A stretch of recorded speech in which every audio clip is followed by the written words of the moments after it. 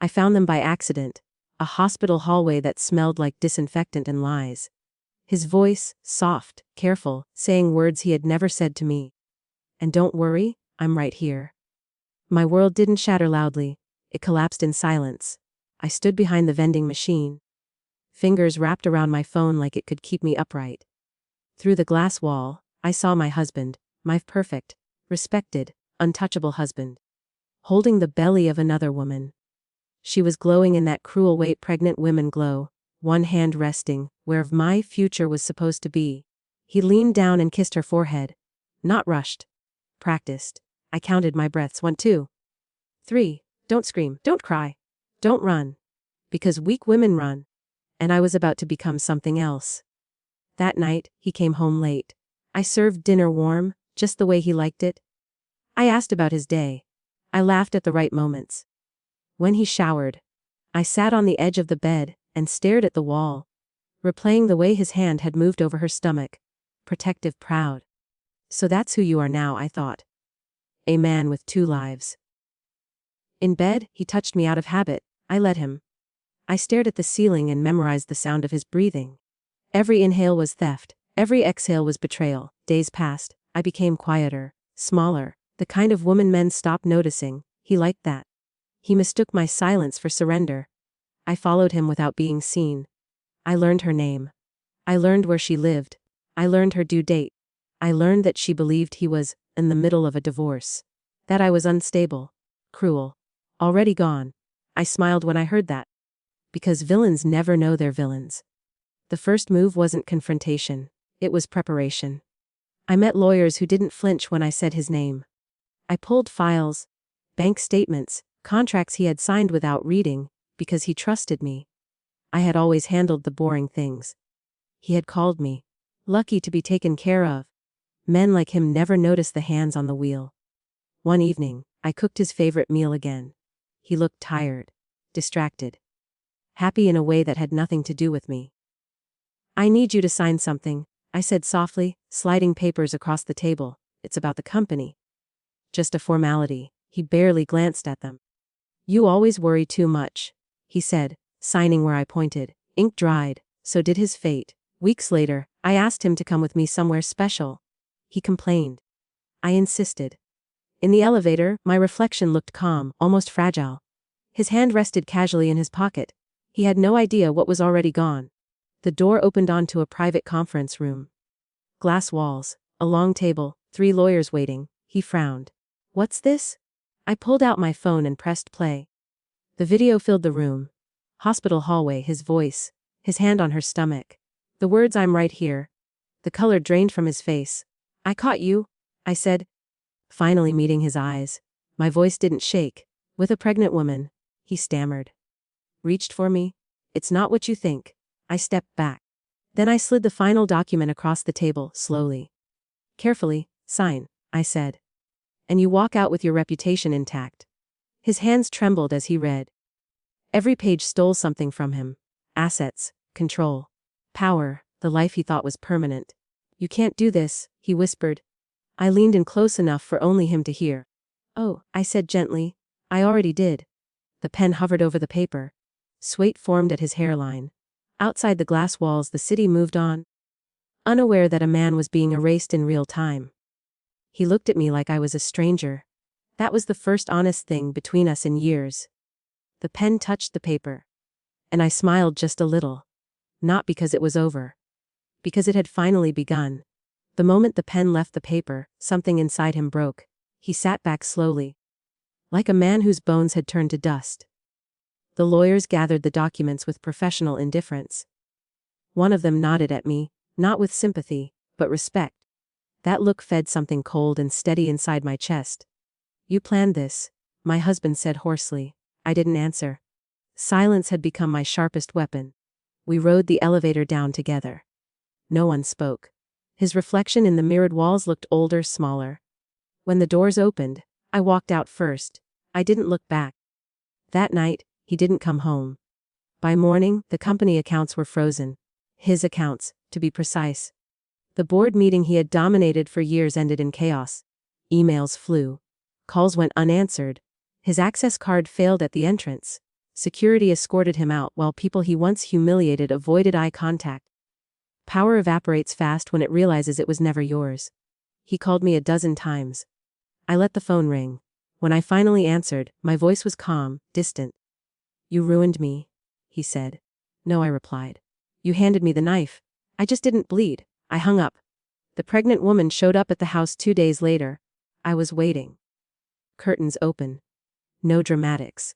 She stood at the door, eyes red, hands clenched around her bag. She looked younger up close. Not evil.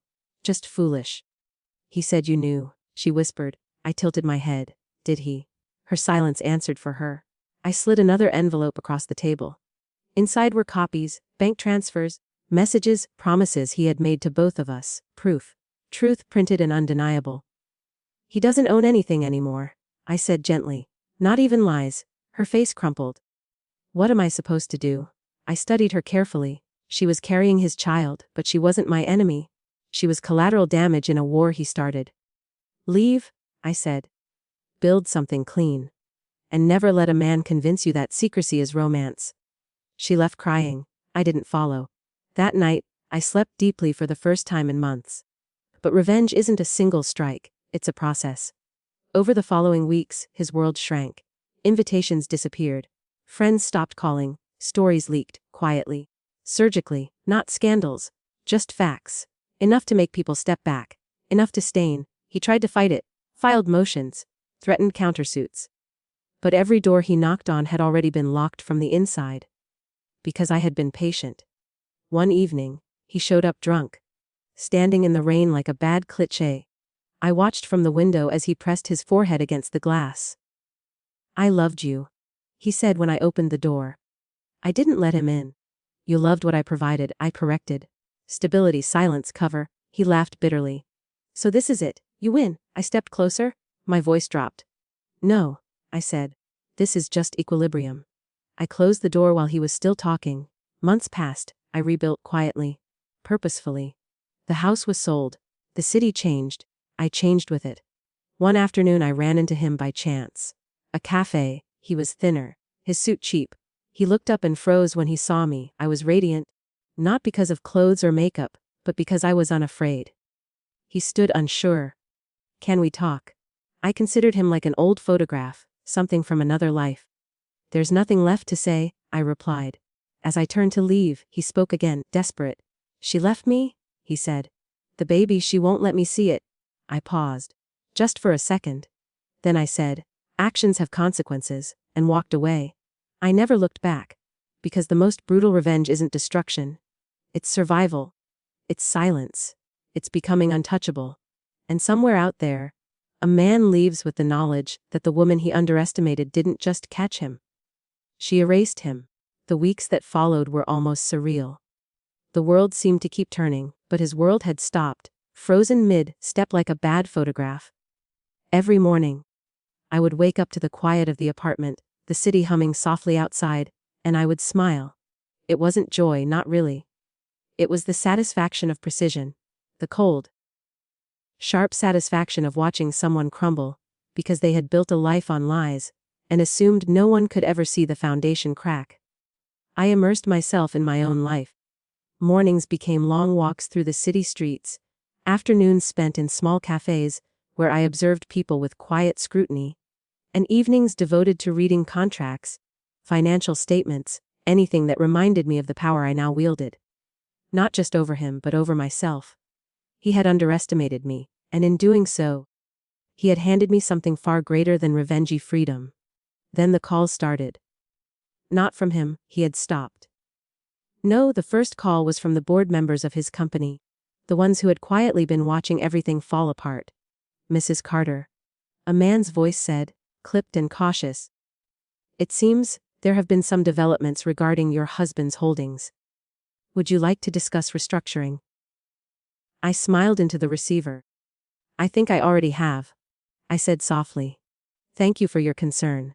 After that, the messages began. People I had never met reaching out, offering opportunities. Invitations to sit on boards, to invest, to speak. Reputation had a way of bending itself toward the careful, and I had been meticulous. One evening, I found myself back at the hospital where it all began. Not for the thrill of it, not for the pain, but because I needed to see how far I'd come. The hallway smelled the same. Antiseptic and fear. The woman, his former mistress, was there, holding her child, a tiny human with a face full of hope. She looked at me, startled at first, but there was no malice in her eyes. "He's gone?" I said quietly. "Not needed, but I said it anyway." She nodded. "Yes." I stepped closer. "You have a chance. Build something different. Build it on honesty. You'll thank yourself one day." She held the child close, eyes bright, and for a moment, I allowed myself a flicker of tenderness. Not weakness, not regret. Just recognition that life moves forward in strange ways, and sometimes, even the broken pieces form something unexpected. Back home, the phone rang again. This time it was him. I didn't answer. He left a message, voice trembling. "I don't know how to fix it," he said. "Please, I can't live like this." I listened, the words sinking in like cold stones in a pond. I could hear the desperation in his voice, the hollow remnants of the man he thought he was. I deleted the message. That night, I dreamt of the elevator.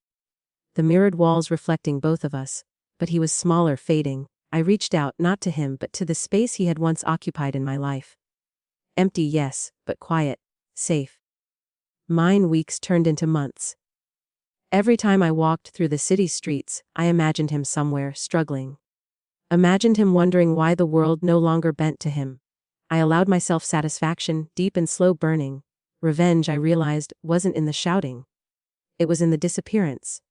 Then, one rainy afternoon, he appeared. Not at the door, not through calls. He cornered me outside a cafe. His clothes were damp, hair plastered to his forehead. He looked defeated. "I need to see you," he said. Voice ragged. I studied him for a long moment. I didn't step back. I didn't smile. I simply let the silence stretch until it became unbearable. "You already saw me," I said finally. "And you already lost?" "No," he whispered. "You don't understand. Everything, I'm ruined. I need guidance. I need help." I shook my head slowly. "There is nothing left to guide, nothing left to help. You built your empire on deception, and now you're learning what it's like to stand on truth." He looked away, shame washing over him like a cold tide.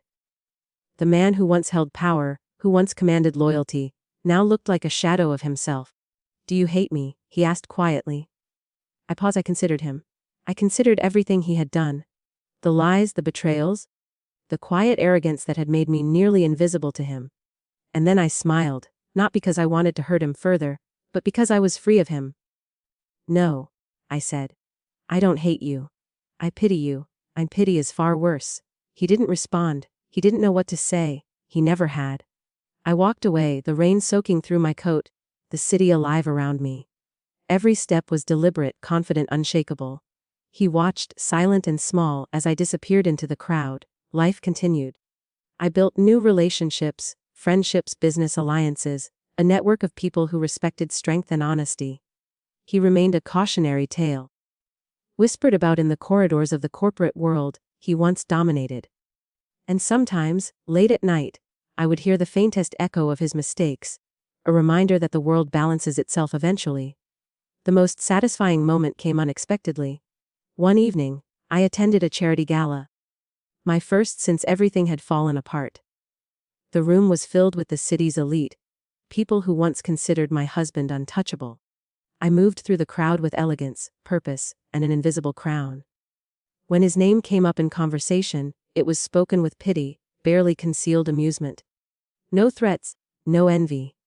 Just quiet acknowledgement of someone who had overreached and lost. I sipped my champagne and smiled to myself. Silence, I realized, had been my ally all along. Patience had been my weapon. And when the time was right, I had struck with precision. Back home that night, I sat alone in the apartment, looking out at the city lights. I thought of him, of the child, of the woman he had loved, or at least used. And I realized that revenge wasn't a single act, it was a symphony. Each note carefully placed, each pause intentional, and now the symphony was complete. I poured another glass of wine and raised it quietly. To myself, to freedom, to justice. To the quiet satisfaction of knowing that some people underestimate the strength they inspire in others, and when that strength awakens, there is no stopping it. The phone rang again. This time, I let it go to voicemail. I didn't need to hear him. I didn't need to see him. The world had shifted, subtly but irrevocably, in my favor. And the silence that followed his absence was sweeter than any word he could have offered. I walked to the window and stared at the skyline, breathing in the night air. Somewhere out there, he was learning the hardest lesson, that betrayal carries consequences. That lies, once planted, grow wild and eventually strangle the one who planted them. I had survived. I had endured. I had waited. And now I thrived. The final truth settled in my bones: revenge is never about anger. It is about patience, intelligence, and the quiet, unstoppable power of a woman who refuses to be broken. And in the shadows of a city that had once celebrated his arrogance, I stood untouchable, unstoppable, unbroken. The man who had caught me off guard, who had stolen the life I thought I had, no longer had a place in it. And I smiled, finally free, knowing that some victories are so complete that words cannot contain them. The weeks that followed were almost meditative. Life had shifted like tectonic plates beneath the city. I moved carefully, deliberately, every step a statement, every glance a measured act of control. I wasn't walking through life anymore. I was orchestrating it. News of my husband's fall had spread like wildfire through the corporate underworld. But I had learned long ago that destruction without strategy is chaos. I was meticulous. I watched from the edges, letting the board handle the fallout publicly, while I quietly ensured that every asset, every connection he thought untouchable, was either out of his hands or rendered useless. People he had counted on, lawyers, investors, friends, now treated him like a ghost. Every call he made was ignored, every plea for help was met with polite silence. He existed, but he did not influence. I began taking control of my own finances, not because I needed to, but because it felt good, deliciously satisfying, to know that the tools he had underestimated in me could create stability and power. I invested carefully, spoke to the right people, and built alliances that he would never have imagined. He had thought me weak, passive, even fragile. I had simply been gathering my patience, refining it like a blade. One rainy afternoon, I received an unexpected visit. It was her, the pregnant woman. She walked in carefully, holding the child in her arms, eyes wary but not hostile. The little one was tiny, swaddled in a soft pink blanket. He looked peaceful, innocent, unaware of the storm his father had unleashed in the world. I didn't know where else to go," she said quietly, voice almost trembling. He's lost everything. And she faltered, glancing at the baby. "I don't know what to do." I gestured for her to sit. "You do what you should have done from the beginning," I said gently. "Raise the child. Build a life that isn't built on lies. And stay away from him, for your sake and his." Her lips trembled. Do you hate me?" I leaned back, studying her carefully. "No," I said. "Hate is heavy. You're too light for that. But you will remember me. You will remember that some people wait quietly, and when they act, it is absolute. That's all." She nodded slowly, understanding the weight behind my words. She left shortly after, carrying her child, leaving behind the residue of chaos that had once been his life. I watched her go, feeling no triumph, no satisfaction, only a deep sense of closure. That night, I returned to the apartment and poured a glass of wine. My phone rang. I didn't need to see who it was to know. But I answered anyway. "Please." His voice cracked over the line. "Please. I can't handle this. I need you." I let the silence stretch. The rain outside tapped against the windows, a soft, steady rhythm. "I already told you," I said finally. "There is nothing left. You built your life on deception, and now you live in the ruins of it. That is all you have. You can't just leave me like this," he pleaded. I smiled faintly, almost imperceptibly. "I didn't leave you. You did, long ago." I hung up. The silence that followed was absolute. It was not empty. It was full of power, full of the echo of someone who had finally learned the rules too late. Weeks later, I attended a gala. My name had circulated quietly among circles of influence, people who respected intelligence, foresight, and patience. The room was alive with glittering lights and murmurs of business deals, but my focus was quiet, contained. I moved through the crowd with the grace of someone who knows the truth. Control is the ultimate luxury. I overheard whispers of him. my husband, spoken in hushed tones. People remembered him not as the man he had been, but as a cautionary tale. Not powerful, not respected, just gone. He had become the ghost of arrogance. A reminder of what happens when you assume your world will never change. I sipped my champagne and smiled to myself. Every movement, every glance, every conversation was carefully curated. He had underestimated me at every turn, and I had waited, patient and silent, until the right moment. And now, I thrived. Late that night, I returned home, feeling the weight of the city's quiet beneath me. I walked to the window, looking out at the lights that seemed endless, and I thought of him. He existed somewhere in the city, diminished, defeated, broken in ways that could never be repaired. And yet, he was still alive. Alive, but powerless. The child, the symbol of his betrayal, was growing, innocent and untarnished by the darkness that had consumed its father. I thought of the woman who carried him away from chaos, raising him in a world she would shape with honesty and care. My revenge had never been about pain. It had been about restoration. Restoration of power, restoration of dignity. Restoration of life for those who deserved it. One morning, I found myself walking along the pier, the water stretching endlessly before me. The city hummed behind, distant, detached.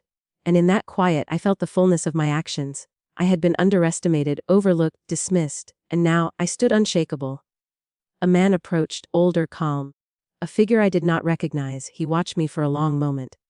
"You've handled everything," he said finally, with precision. "Without error. You're remarkable." I nodded. Not proud but aware. "Patience is power," I said, "and silence is sharper than any blade." He smiled faintly and walked away.